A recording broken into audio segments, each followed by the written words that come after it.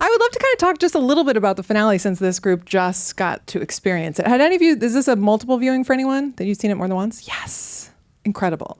Yeah, let's dig into that. Charles, you actually have 2 death sequences this season. I would love to kind of talk about the fun. I think they're trying to tell me something. Yeah. The fun of it, because I think the dynamic that you and Charlie have, it's like such an epic Greek tragedy. Did you film this finale kind of at the end of shooting, or how did it all? Pretty much. We filmed it at the end of because we spent a lot of time in that, as you'll have gathered, a lot of time in the forge. Yeah. And because of the nature of the shoot, which was that they had to shoot everything with the forge undestroyed first, and then destroy the forge and shoot what you saw tonight, pretty much. Yeah. But in terms of but that also meant that we were allowed to shoot it in order, which is almost totally unheard of. Nice. So we were very lucky in that respect. We were able to tell this story from day to day in order, which was just great. What were your 2 deaths? I thought you only died once. The dream sequence. I died. Oh, in the dream. Yes. When I got attacked by the vines. Oh, yeah. Yeah. So you got to do 2 different things. You got to change it up with your 2 performance. harnesses. That was. Did they do that entirely sort of special effects, or did they get you to mock it up and film you dying and then? No, it's one of those things where you're doing it and they go, okay, the vines are coming to you. They're coming. You have to go. You just feel like a real, fool. No, this is a safe space. We're among actors. So this is what we need. Okay, they're climbing up your leg. Okay. You sort of go. But it turned out okay that scene. I was happy with it. Yeah. Yes. How much do you get the full season ahead of time, or do you get piecemeal in what's going to happen? Because I know there's a lot of secrets. Yeah, there's a lot. We get scripts in sort of blocks of 2, I think, from memory. But we kind of, at least at the start of the second season, we get a rundown on your character's arc from the showrunners. But then you get the scripts, definitely piecemeal. Okay. So when did you 2 start? I don't know if there was some workshopping ahead of time before you kind of dug into what was going to happen between your 2 characters. Because again, it seems Greek tragedy. I kept thinking of like Lady Gaga's Bad Romance because just a hint, that on your hint playlist? of. It wasn't actually. It should have been. Yeah. Did you kind of workshop it together, or kind of use the scripts to kind of guide you where you ended up? Well, we knew where it was going, but the scripts, I remember, each one arrived, and you just go, "Wow, that's great." Personally, I love the whole idea of the fake reality that the spell he puts him in. I just thought that was brilliant, and then the big reveal, but yeah, I thought they did a really wonderful, because in Tolkien it's very briefly sketched, this relationship and what happens. Yeah. But they it's like he provides us with a sketch, and the showrunners and us got to colour it in, and so it was a hugely satisfying piece of work. And we knew where it was going, and we knew that it would end up with me shooting him with a lot of arrows and then impaling you on a spear, and that was the bit I was most excited for. No, creatively. Creative, yeah. For performance purposes, works so well because it's like. That's a real villain, right? Like we get into it this season. And when he bends the arrow that's in me, when he bends it like that. Dark. I thought that moment where you begin to recognise that it's all been a spell, and you ask him what he's done to you, and we've just seen you in the broken down makeup because we've seen you sort of pristine. That's right. It's such a sad moment. I mean, I just saw all your pain. What have you? I thought it was the most beautiful delivery of that line. Thank you, Daniel. Yes, so well Thank done. you. Well, that brings up a good point. We were talking a little bit outside, is that you don't get to kind of see anything until everything is wrapped and the show is maybe airing. So it is a kind of a joy to be able to watch it and see what your fellow cast members are doing. Yeah, absolutely. Because I spent most of second season in Tenerife, a small volcanic island. Didn't go to studio much. You had 2 studios. You work at both of them, yeah. Mm-hmm. And so really was not in touch at all with any of the other storylines. Didn't get onto anybody's sets. Knew from reading the scripts what was happening, but again, the way that they're brought to life, I'm sure you all know that it's entirely different once you've got the costume department, the hair and makeup, the different directors bringing whatever they've got, and then the actors bringing the final pieces. So when you finally sit down, and I think we saw the first 2 did we this time together? So you get the flavour of it then, but then we all go to our houses and I watched it with my family each week when it dropped. You know, we got there and watched it, and to experience it afresh, you know, with your family watching, all your friends and colleagues on you know, live there, as it were, in a watch party type atmosphere, it was extraordinary. And like I feel honoured to be with you tonight, because those two, the way you two worked in that storyline was phenomenal. It was just, you know, you had a side, we were sort of agog with every move, and so felt for you and so hated and yet loved you. And I know. You know, that weird, we had a strange term in our house of sexy tears. Which was, and the smirk, the little smirk. Suddenly my kids started to, whenever they walked past me in the corridor, not that we have a big house with a big, in the corridor, when they're in the corridor. Are there no corridors in your house? Do you know now there's only a corridor? That's all. Anyway, they'd walk past me and they'd do a sort of slow down, and then they'd just smirk at me, and they're like, Sauron smirk, Sauron smirk. That's incredible. Well, I think that is a credit to your performance, Charlie, in that I would occasionally be like, oh, wow, he's like, this is great. I like this. And then there's something dastardly that happens. So you're like, nope, I can't like this character. Like, I can't do it because it is the big bad. Daniel, we have to talk. Is it true that I am Gandalf. Yeah. Yes. Woo! I've only been able to say that. Yes, but that the showrunners didn't even know that they were going to have you become the character until they kind of were immersed in your performance. That's what they say. I have no reason to not believe them. I think they didn't ever discuss it with me, and I was very happy just playing this sort of infant in Middle Earth and growing up, you know, learning things and learning from the Half-Foots and learning about nature and understanding this weird thing that happened if he got emotionally in turmoil. And so I just played the present, you know, when they gave me scenes, I just played the scenes. And then finally they got to this bit where we were about to break down the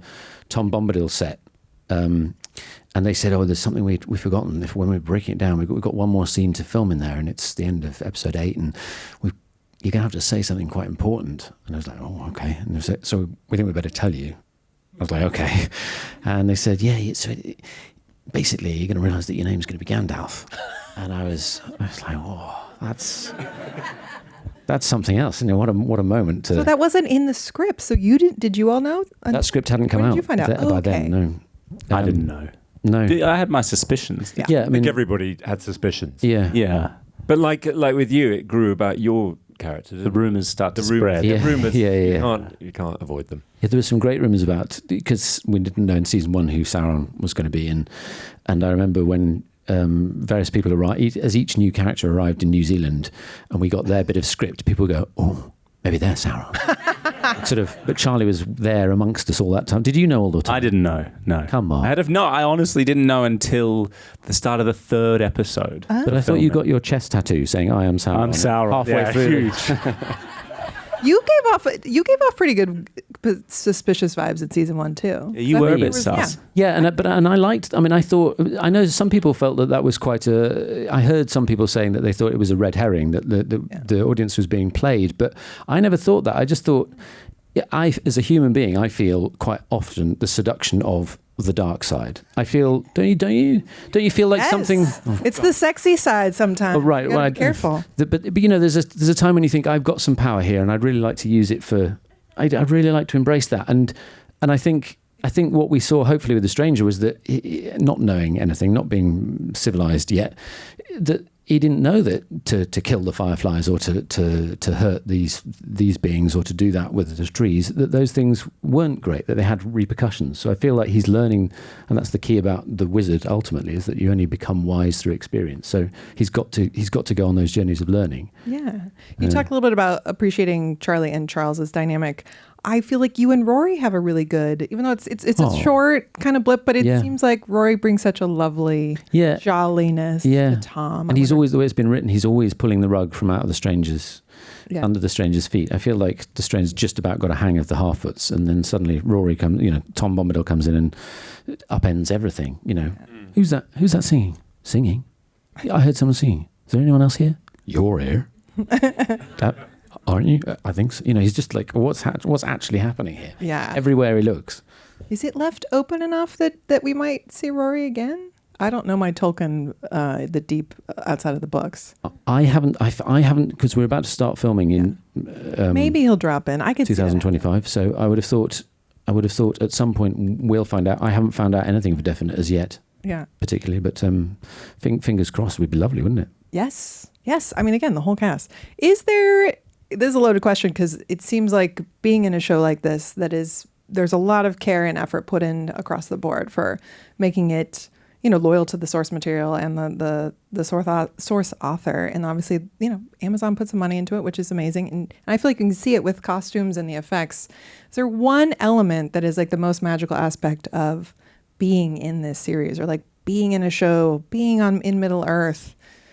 The amazing work that goes into creating the world that you then play in. Yeah. I mean, again, speaking personally, The Forge was an extraordinary place to go and work every day because it is complete. There are holes in the walls where cameras can come in and out, but then those holes, something pulls away, the camera comes in and a bit of wall gets pushed back. So you are in this on this huge stage every day. And the detail is remarkable. You go, oh, wouldn't it be good if I had a thing? And they go, yeah, here we've got that for you here.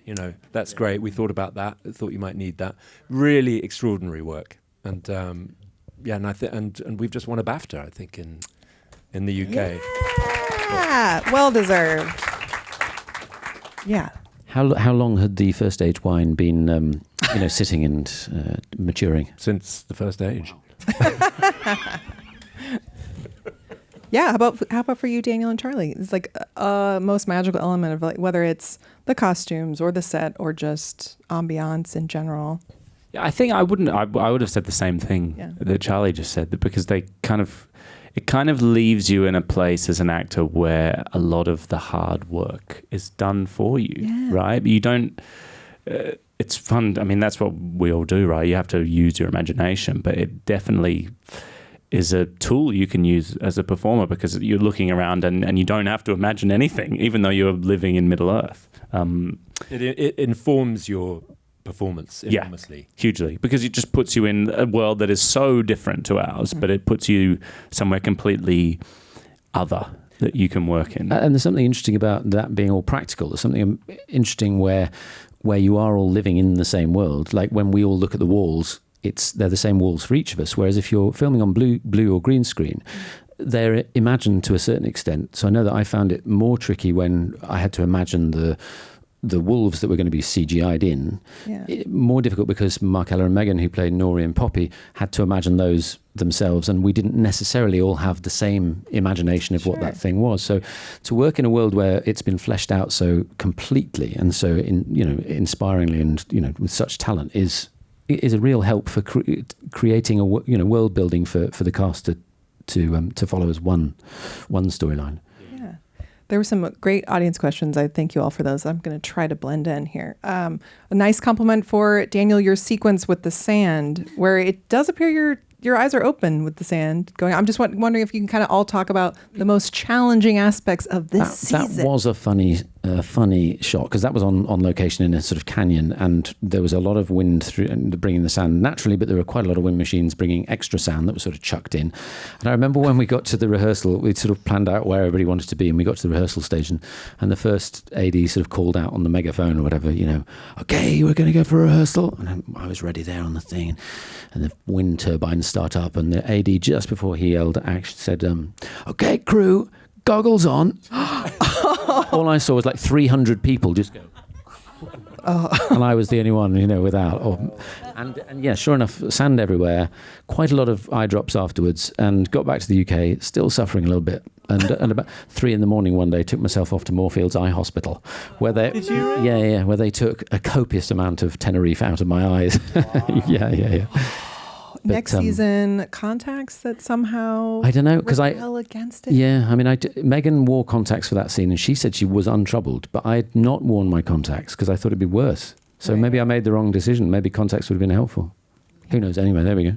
Between now and then, I think there's more magical wind in your future, so we might have to fix that. I'm also wondering, like the use of magic and just the fun sort of. I feel like all of us have thought about what it'd be like to be magic at some point. And then I think, at least outside looking in, being actors, it feels like one of the most fun aspects would be how I get to do magic. Obviously, there's different levels, there's varying degrees of sincerity and whatnot. Can you talk a little bit about how you developed the movements, the motion, or how you were coached? I love when it's, movement involved. Just the fun of developing some of that with, you get to work with we've been magic. talking a lot about this, actually. We were talking about it this morning. Yeah. Just in our own time.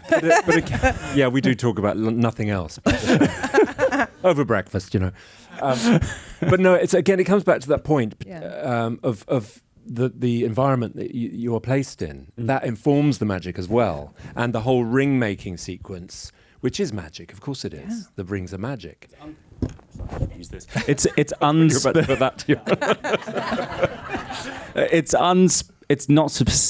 not specific. The way Tolkien described the magic. So it's kind of like you're walking a tightrope, because of course it has to make sense in the world of what you're doing, and hence the solutions that the showrunners thought up with the Mithril and Sauron's blood and everything. But Tolkien wrote a world which has a lot of magic within it, but never really talked about the mechanisms behind that magic. So a lot of the time we're kind of left to our own devices to try and create a shared language, I guess. Yeah, absolutely. And the nature of those machines that they built down which the molten metal travels, that's magic. Yeah. Wow. The thing that they look, how they look is to me magical. It's a beautiful that's design. a really good point, yeah. And the way they shot it and the molten stuff going down, that's kind of mesmeric to me. And magic, I think. Yeah. How about for you, Daniel? Yeah, season one, I was lucky enough to work with a great movement director called Lara Liu, who not only had really helped me to express story, communicate with my body what I couldn't do with words, but also helped to try and get to find an idea that we thought was how the stranger would, harness energy. We felt that the energy was always present in the world that they live in, or the universe even, and that really all the stranger was doing was in some way connecting, being the conduit for the stuff up in the stars and the earth under his feet, and that somewhere in between, he was, and whether he was holding a bit of wood or whatever, he was really a conduit. He was linking this energy, he was making it all flow in a particular way at a time. And I liked that version of it, as opposed to I'm going to create a new piece of energy and it's going to come out of me. Actually, my skill is maybe more to harness all the interconnecting pathways for this energy that nobody else can see, and connect, and be the key that connects them to and obviously he makes a huge amount of mistakes in the first season, a few less in the second season, but yeah, I liked it. Again, I love hearing connected a little bit to movement. I remember interviewing James McAvoy years ago, and he would joke about how boring his superpower was in the X-Men, because he's just doing this, and he was so jealous of all the other actors who are getting to use like superpowers. I feel like magic and, actually getting to move is helpful when you have it swirling around you. yeah. Also, the costumes dictate your movement. That's true. Talk about it practically. Our robes are very long. You maybe found this too, Daniel. Oh yeah. My blanket was particularly... Did you trip over your robes at all? It tended to flow quite well, but I sort of had all that wind. conversation with it. It changed, they over the course of season one, they gradually cut, it was just a blanket, and they gradually cut it and honed it. So over the course of it, it felt like it was becoming part of his armor in a way. It was, and it went too far. At one point, they tried it, and it had become an incredibly beautiful sort of Italian dressing gown. We were all like, I think that's probably gone a little bit too far. It's probably not there yet.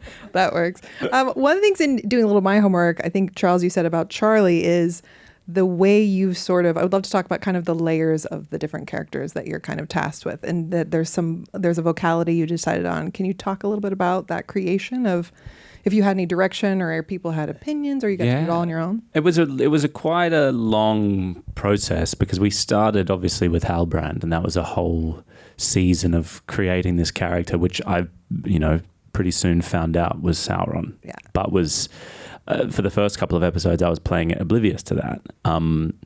So then trying to link that together, and I kind of thought it was actually okay that I didn't know he was Sauron as I was playing him for a bit, because he is he's the ultimate shapeshifter, right? So for the first season, I'm playing essentially a human, and he is wholeheartedly believing in the fact that he is human, because how else would he deceive someone like Galadriel, who is on another level in terms of intelligence, etc. So he was a very earthy character. And then going into the second season, I wanted to, my first thought was, well, let's make this character completely different, because that'll be fun. And sort of as we progressed through the rehearsal process, I started to realize maybe he shouldn't be different, entirely different, because one is Halbrand, one is Anatar, but they're both Sauron in a way. So they both have the same internal motivation, and his goal is to heal and save Middle Earth. Ultimately, he just wants to be nice. I mean, it's pretty simple. What he's doing. And so I still, everything I changed with Anatar, I wanted to connect to Sauron. But I think ultimately, so the way I looked, the way I walked, talked, was all actually for Charlie, for you personally. No, for Celebrimbor, because he had to. The greatest of elven smiths. If someone's going to appear to him out of a furnace and say, actually, I've got an idea, let's get to work on this thing, it has to be someone that presents this sense of intelligence and wisdom and knowledge and status, I think. And I started off and I had quite a high voice. I'm not sure if you remember this in the rehearsals, and the showrunners came up to me. Can you give us a? There's no chance. Sure, yes. It was a different accent, but it was higher pitched. And they said, "Why don't you try dropping it down to the same pitch as Halbrand and see what that does?" And that helped me. So, yeah. Similarly with the movement, and I like to make him less human. I played with this idea of he was very still, and that comes from the fact that he wouldn't do things the way I'm talking now. Right. If he was doing it, it's too human in the sense that because he has so much power that's sort of held within him.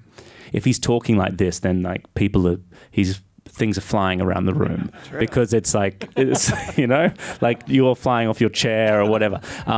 So that's kind of where I got his movement from, and it was a long process, but it was really, really fun. It's a real gift. However, I must add to that, due to Charlie's brilliance, the two characters are totally different to act with. Oh. Yeah, entirely. That's more. Yeah. And then at the end, when they have the fight and suddenly he's Halbrand, you go, oh shit, excuse me. It's him again. Oh my God. And it's another character. And then I'm you. No, I'm you. Oh yeah, hang you're on. Me. No, you're me. Oh yeah. No, you're me. Okay. I love those bits when you. So yeah, because it's so dumb. I had thought that was Charlie being you, but that was actually you. Yeah. Well, so you were doing an impression of me, right? But actually, on the day, it was you. It wasn't you, was it? No, it was me. It was me dressed up as him.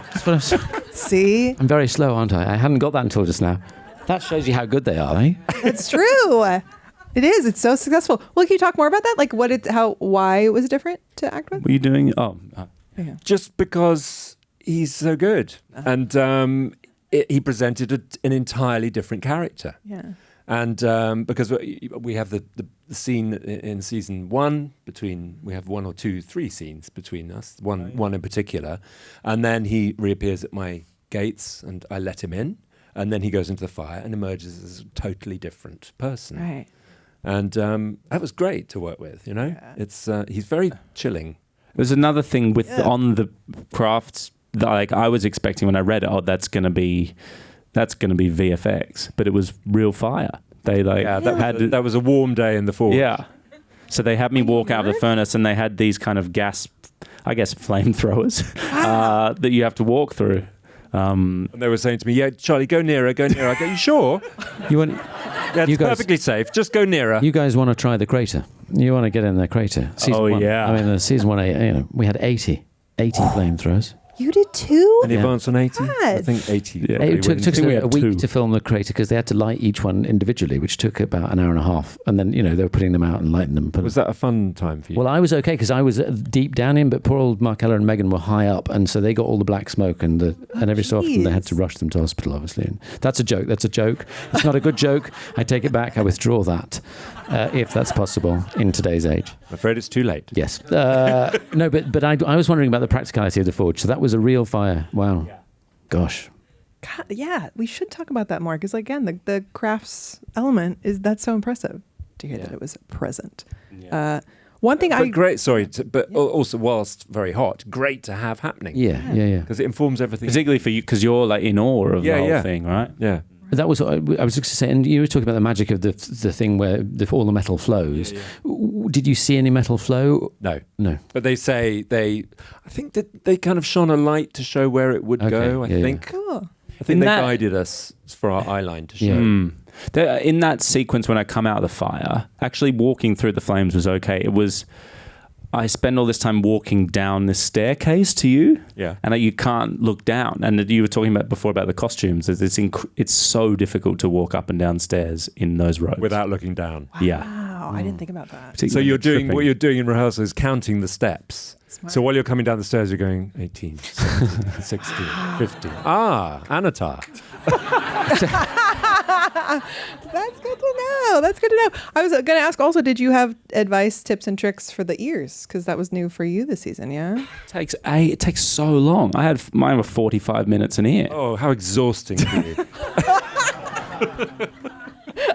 45 minutes an ear, actually, that's longer than I would think it would be. I know. Those times in the makeup truck are always very good times because everyone's gathering at 3:30, whatever it is, in the morning, and you form incredibly close bonds in that under those circumstances. It's really fun. It's a great way to start the day. Yes. I was going to ask too, again, we're obviously in deep on the three of your performances. Do you have personal MVPs outside of your own scene work as far as when it came to watching it back and being excited to see what your fellow actors were doing this season? MVPs? Most valuable player. So like the person that you got most excited to see. One thing, just Morpeth I think is so incredible, but I feel like she says Sauron with the most disgust. When she says, she's like, Sauron. My daughters won't let me imitate her saying Sauron. Really? Because they're just like, you're so awful at it. And she is so amazing at it. Don't you dare sully her, So How do you imitate it? Oh, I'm not going to do that. If Charlie won't do his high-pitched Anatar, then I'm not impersonating Morpeth. No, I've said quite frequently that I would follow her into battle. She's extraordinary, I think, and the way she brings such fizzing energy to that part. And she galvanizes something in me as an audience member that when I see it, I'm just like, yes, let's go and fight Sauron. But for me, also, I remember when we got into costume for season 2 for the first time, and I came out of the truck, and there was Markella and Megan as Nori and Poppy. And I see Markella and Megan, every few weeks in London. Yeah.